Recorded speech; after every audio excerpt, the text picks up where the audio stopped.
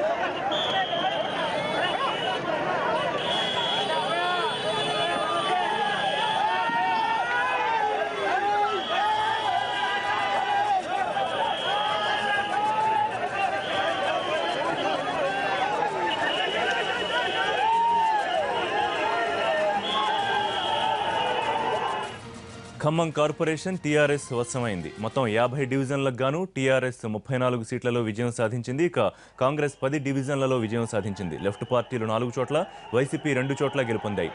TRS విజయంతో గులాబీ కార్యకర్తలు సంబరాల్లో మునిగిపోయారు.